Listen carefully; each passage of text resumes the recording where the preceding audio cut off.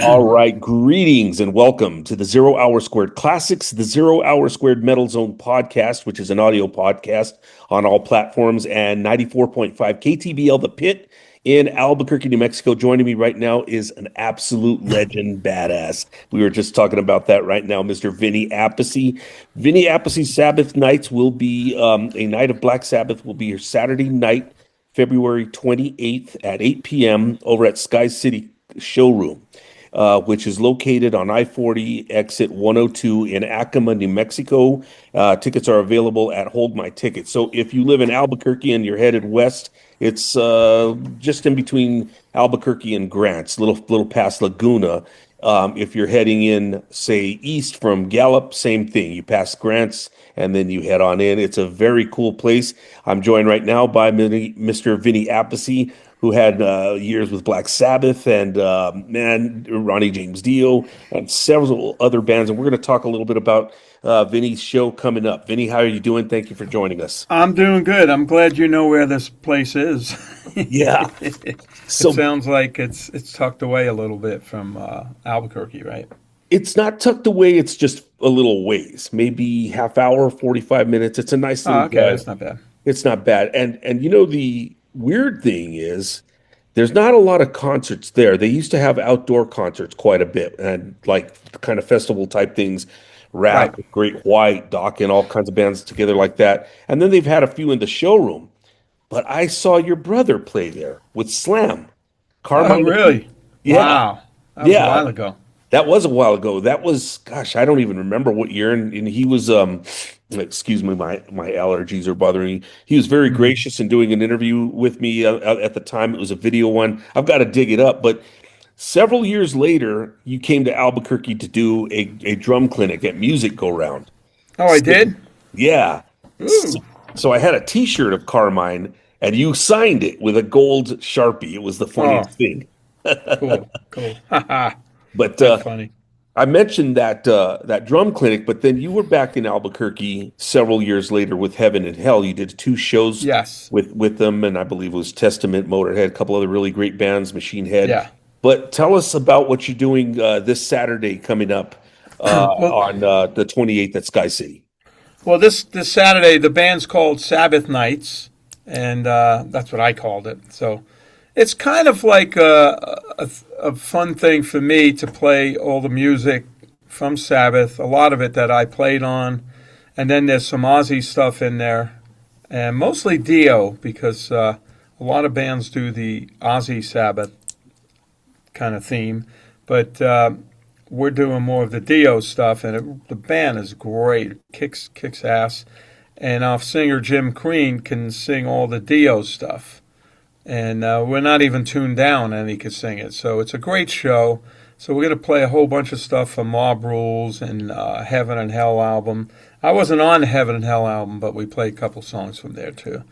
And then, yeah, so it's really cool. And then we play a little bit of Old Sabbath. So it's a great, high energy show, and a lot of fun for me to play this stuff.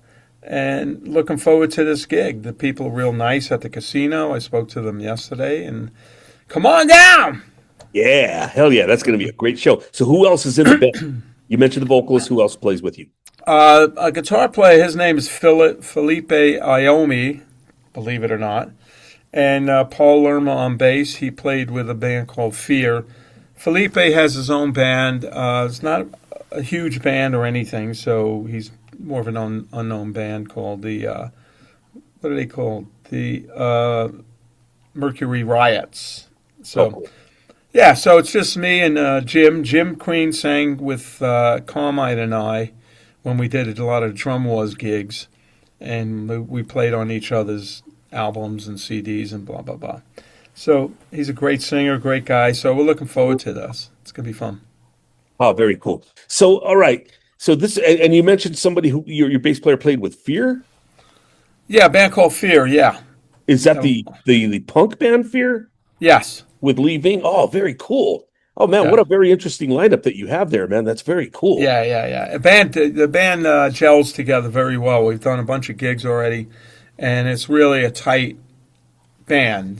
We play off each other, and we know what to expect. When the band gets to that point, it's pretty cool. It's not just a bunch of guys up there playing some Right. songs, and copy songs, whatever you want to call them. Sabbath songs. So this is a band, we jam off each other, we play off each other. So it's a cool thing. So Very good. you've been doing this for a few years now, right? And how did Yeah, a you couple of decide to years. put it together? Yeah. And, I was doing Last in Line, and then we took a break, and we're working on the next album, which will be the fourth album, but it's going real slow. Viv's busy with Def Leppard, and he's dealing with his own medical things that are going on. So, Right. so this was like, oh, let's play a couple of gigs with this. This will be fun. And this is turning into more gigs and a real band. So it's a lot of fun for me. So, What's the response been like? What do you get? What kind of response do you get from the younger crowd? they love it. I mean, they dig it. Yeah. So because these songs have become legendary songs. Stuff from the Mob Rules. We play a couple Dio songs, Holy Diver, and so a lot of the young people have heard these. Young fans have heard these songs, and then of course they know a few of the Ozzy songs, with Sabbath, and so again a great broad kind of response, Right. and the band kicks ass.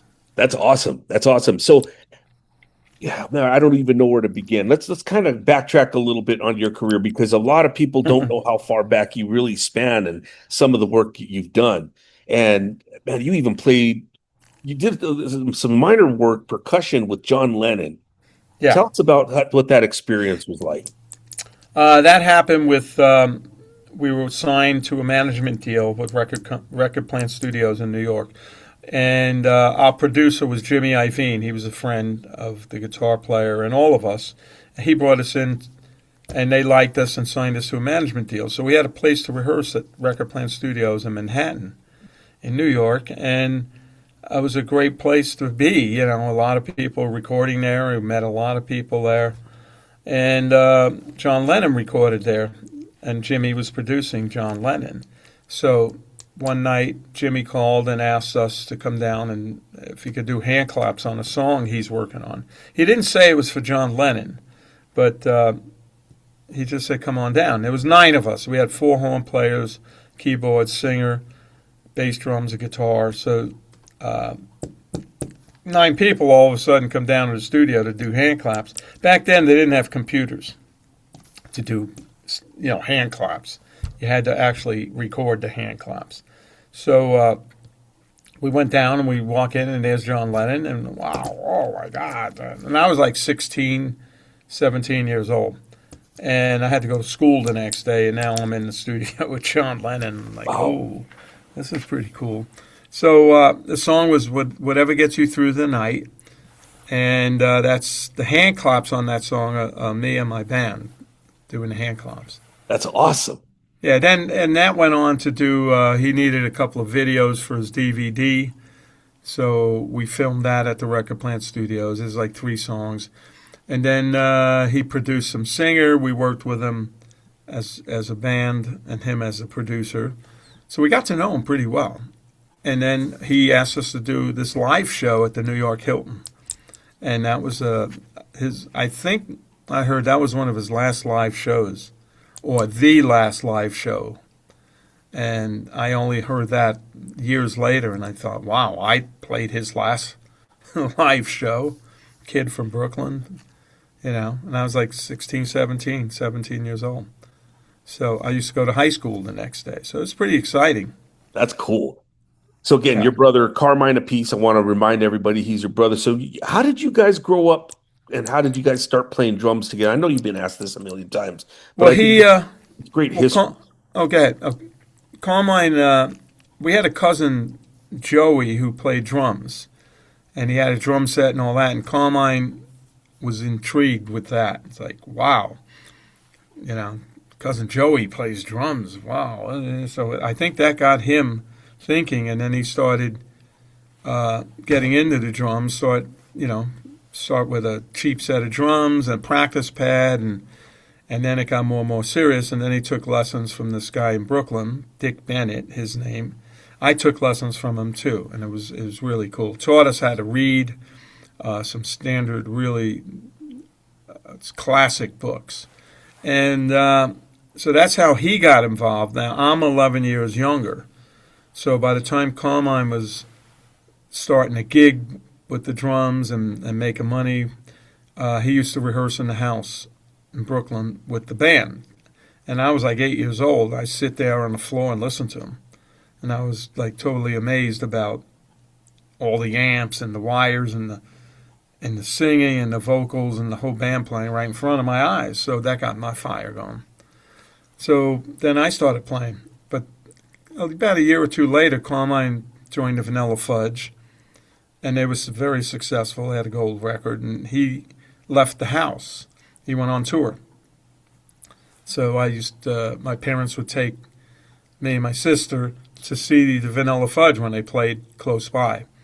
And I was amazed by what was going on. Wow, my brother's playing in front of all these people.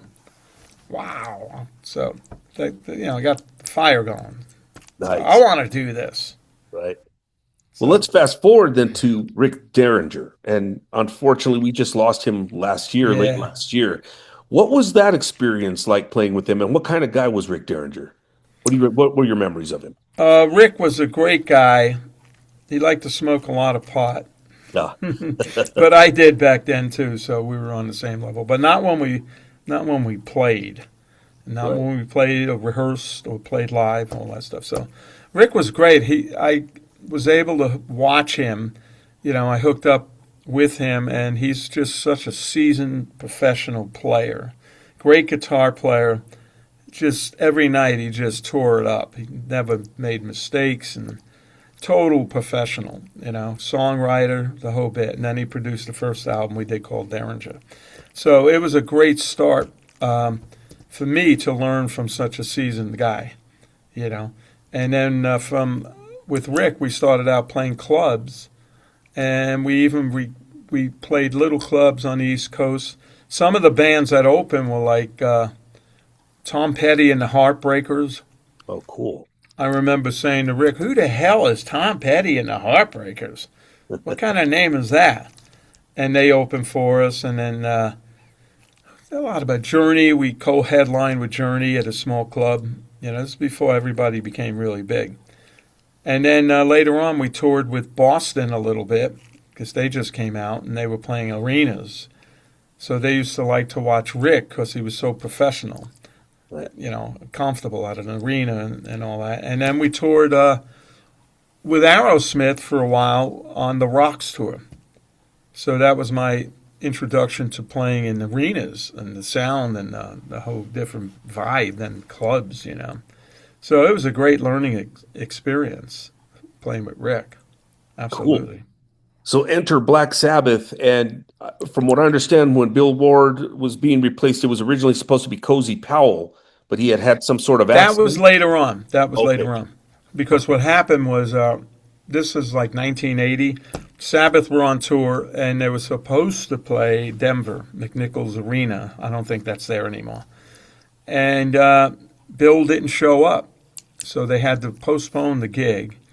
Then they came back to L.A., and they wanted to find a drummer. So somehow they got my number, and I got a call from Sabbath saying, I lived in L.A. at the time. You want to come down and meet Tony Iommi? You interested in playing with the band? I said, yeah, absolutely. So I went and met Tony. We hit it off, and we had 4 days to rehearse before playing a big outside 50,000-seater gig. Right. So it was quite nerve-wracking for me, and especially me and all the rest of the band, because that's the first time Tony and Giza had played with another drummer. Right. So we rehearsed. We didn't rehearse that much. They were so happy they found a drummer, they'd go to the pub, have a beer. But I stayed back and learned the songs with keyboard player Jeff Nichols was in the band. And so I had to learn these things fast. So I made charts, and that's where the drum lessons came in handy. I was able to write some sort of cheat sheets, that made sense. And so everybody was nervous, but we did the gig, and it turned out great. So it was under the assumption that Bill Ward was going to come back into the band. So I'd just be playing until he did. But eventually he never did. And then we got an offer to do a song for the movie Heavy Metal. Right? Warner Brothers, our label, wanted us to do a song. So we were on tour in England, and we had a couple days off. So we went into John Lennon's house, which is ironic. This is after he passed. Oh, wow. And we recorded and wrote the Mob Rules in that house. It's John Lennon's house. That's where he did Imagine and all those videos, you know. And we recorded it there, and then so I thought, well, this is pretty cool because Bill hasn't come back, and now we got a new song under our belt that's going to come out, and I don't know if Bill can play that song. You know, Bill's used to playing his own stuff. He's a great drummer, Bill. I admire Bill. I look up to him. He's a drum hero. So I thought that cemented me into the band more. And then we continued and got to the end of the tour. Then it was like, okay, we're going to do an album. No Bill.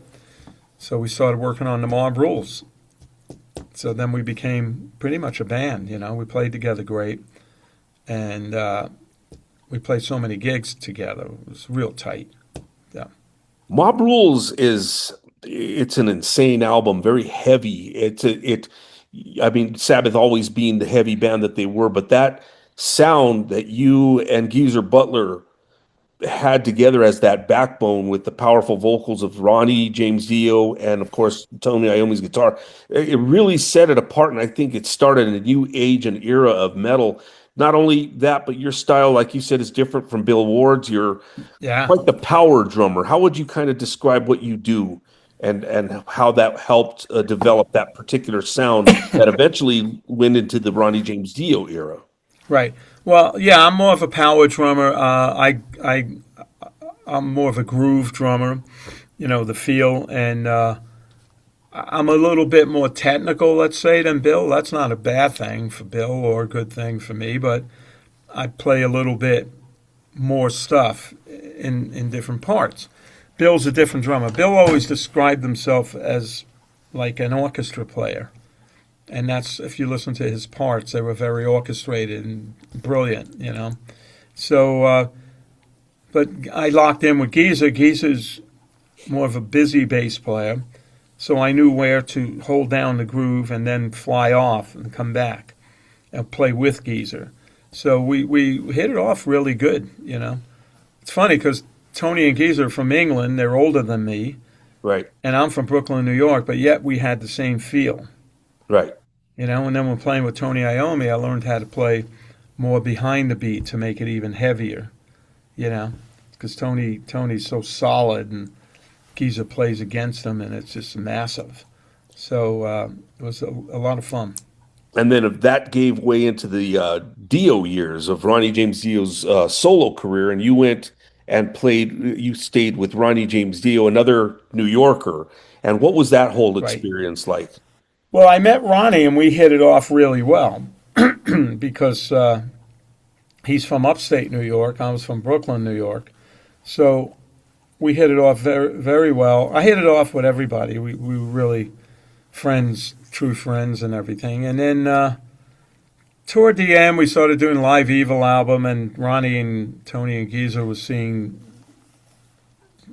seeing the same view, let's call it. So there was just some friction going on. And then Ronnie came to me and said, look, I'm going to leave the band. I'm going to pursue a solo thing.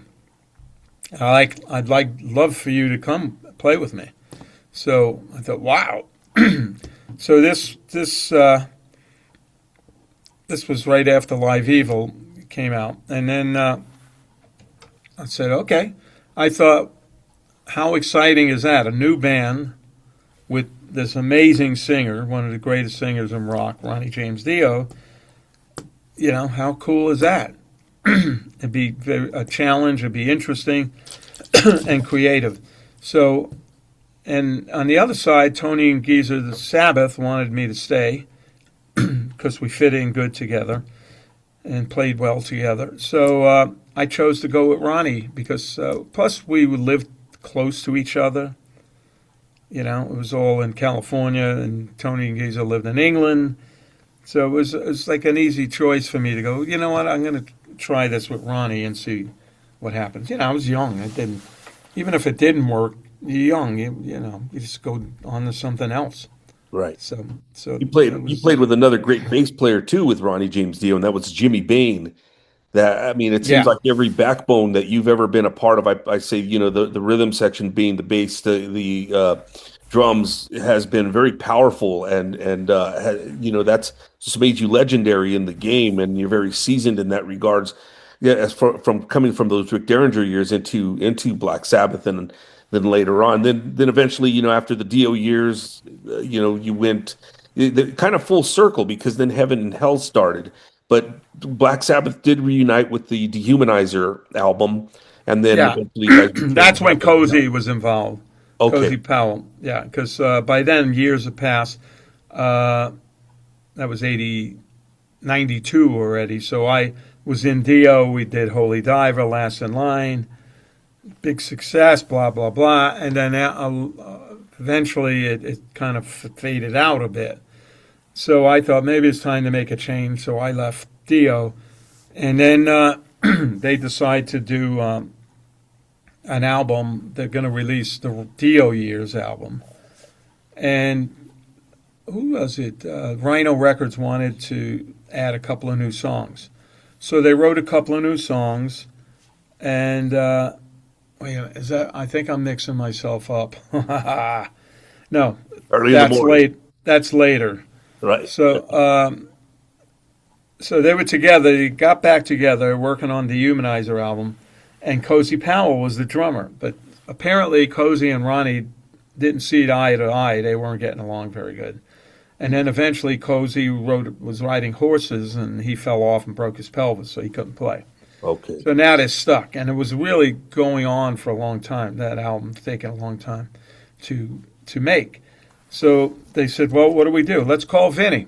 So they called me. I flew in and started working with them. It was going really quick, and everything was moving along. It was fun. We got along, and we put together the Humanizer. When we did that, Ronnie and I kind of lived in Wales where we rehearsed in a house. And there was a studio not far from there that we recorded the Humanizer. So so we reformed, and then we did a tour, and that was a time when grunge was coming in right. big. So we were kind of like more dinosaurish, playing smaller places and this and that. But it was fun. We had a great time. Excuse me. So so what else? So then we did a tour or two, and then it broke up again. It's always the same thing. I don't know why. I can't even remember. And then we got back together later on with the Dio Years album they wanted to release. And then Tony, Geezer, and Ronnie, after this was, I don't know what year that was, 2000 maybe. So they wrote a couple of new songs, and then they were working with Bill Ward. Okay, so it's going on with Bill, but it's taken a long, long, long time. Finally, they figure out, you know what? Let's get Vinny. Oh, cool. I'm like the plumber you call when your sink is clogged up. Who we got to call? Call Vinny. So I flew out to England and started working with them right away. The first night, we got a drum sound and almost a song. I put drums on, and the next 2 days, I finished all 4 tracks. So it was cool. And then they said, "Well, let's continue." So that's how Heaven and Hell was born. And then we did a tour called Metal Masters Tour. It was Judas Priest, Black Sabbath, Testament, and Motorhead. Great lineup. Yeah. We did that. Yep. And that was a killer tour. So we did that, and then after that tour was over, we decided let's do a new record, and that's The Devil You Know, and that came together. So Yeah, it's a fantastic album. I was just jamming that the other day too, prepping up, just getting it all together, reminding myself so much, man. I have so many questions I can ask you. I'll strip it down to a couple more for you though, because there's a couple of kind of personal questions I want to ask you. Not personal, but like for myself, like, Yeah. all right, will you be doing, and you don't have to uh, give anything away for the show, but will you be doing voodoo? You'll have to see. Fair enough. Fair enough. And I wanted, and another question along some weird lines. Slower tempo songs like, say, Sign of the Southern Cross, which you did on Mob Rules, and then Children of the Sea, which was you didn't play on that album, but it's very close. You were right there in that time. You did it Oh on Live yeah. Evil. Which of those two songs do you prefer as one of your favorites? Well, I like Children of the Sea. It's just such a great song. Comes in soft. It was a soft intro, and then all of a sudden it just slams in. So does Sign of the Southern Cross. It's got that soft intro with the guitar and Ronnie, and then it just comes in with this massive heavy riff. So I like them both. It's hard to choose which one I like, but Yeah. they're fun to play. But I think I like playing Children of the Sea a little bit better because it Nice. moves a little more. So. We were talking about the late Rick Derringer. What about your thoughts on late Ozzy Osbourne, which just, last year, a few months ago? What are your thoughts on that? Yeah, that was pretty insane. I didn't know he was that sick before that, but he seemed to be really sick. I didn't realize that, and I'm glad they did what they did. That was kind of like Ozzy's last hurrah for saying goodbye to everybody. I felt so bad that he couldn't get up. It was terrible. I played with Ozzy, with Sabbath too. At one point, it was Bill Ward, and he couldn't play the tour, so I did the European tour with Ozzy in the front. So I got to. I think at that point I was the only other drummer to play in Sabbath with Ozzy, other than Bill Ward. So I got to sit on the King's throne and look. And there's Sabbath in front of me. Same thing with Ronnie. There's Sabbath with Dio. Right. So it's pretty fortunate to do that. So Ozzy was great. We used to talk, and he, my brother played with him at that point, and he usually told me the same story every day. Like, oh yeah, I met your brother. Blah, blah, blah. Then the next day he'd tell me the same story.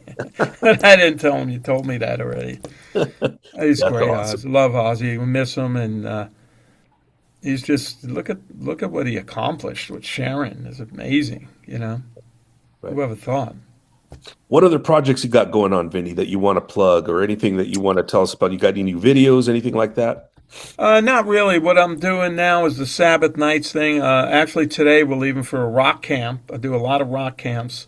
Rock Fantasy Camp. David Fishoff puts these on, and they're fantastic. Starts tomorrow, and that's with Stuart Copeland, Steve Stevens from Billy Idol, Cool. Leyland, the bass player, and who else is on there? A couple other people. And it's a great experience. You get bands, people come in, they buy into the camp, and then they get to play with Stewart, with Steve Stevens, Leyland, and yeah, it's a cool thing. So I've been doing a lot of those. And then I do a lot of sessions here in my house. I'm working a lot with Cleopatra Records. They do a lot of that kind of tribute albums and stuff. And then so they go, hey, you want to play on this? And it's cool. We did a Deep Purple thing. We did a Rainbow thing. And they shoot me a couple of songs, and I do it all here in the back on those drums. And I love recording in this room because I'm the engineer. I use a wireless keyboard to sit there, and then the monitor's there. So I can experiment. Go, I wonder what it sounds like with the microphone over here, or let's switch mics and let's switch drums. And so I love doing that. So I do a lot of sessions, and I get asked from different bands on the internet too. And if it's cool, if it's heavy, it's good. I'll usually do it, and it's fun, and it's fun playing with different types of things that I'm playing. So One more quick question, and this one's related to New Mexico, and that's Randy Castillo. What could you tell us about Randy Castillo? Did you know him well? I didn't know him that well, but I did meet him a long time ago. I think that might have been 1980 before he played with Ozzy. And he was in a band called Code Blue. And there was a place in Santa Monica, California called Madame Wong's. And I went to see him.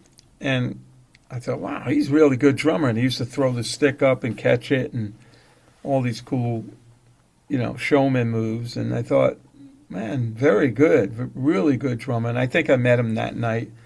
And then after that, I've run into him, on tour or wherever, somewhere in the music business. So and I enjoyed Randy's playing. He was great, and he was good friends with my buddy Phil Sasson. And so we're moving into his territory next weekend. Yeah, for sure, for sure. Once again, we've been joined by Vinny Appice. He will be here. He won't be in Albuquerque. Let me give you the rundown. Vinny Appice's Sabbath Nights, a night of Black Sabbath, Saturday, February 28th, 8 p.m. over at Sky City Showroom, which is located it's on I-40 exit 102 in Acoma, New Mexico. Beautiful, beautiful area over there, by the way. And tickets are available at Hold My Ticket. Vinny, it has been an absolute pleasure and a privilege to have you on Thanks, my Mike. platforms. I really Are you appreciate it. coming down? Absolutely. I will All right. definitely do that. Yeah, Make sure you introduce yourself. I'll look for you. will do That's for cool. sure. Is Yeah, there come anything? down. It's a great show. We got a great band, and we're gonna kick ass. All right. Looking forward to it. Can't wait, man. Saw you at that drum clinic. Saw you the last couple times at Heaven and Hell when you came through here. And man, I've seen you Thank you. bunches of times and never get tired. I'm very excited about this show, and I urge everybody to go check out Vinny Appice and Sabbath Nights over at Acoma Sky City's showroom on February 28th. That's a Saturday night, man. No excuse not to go and rock out with the legends, man. That's right.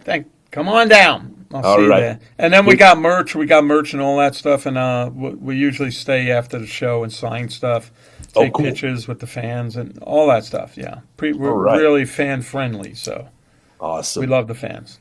All right, Vinny. We'll see you there. And best wishes to you all in the band, man. Can't wait till Saturday. Thank you, Mike. Take care. See you You too. soon. Bye bye. Take care. Bye bye.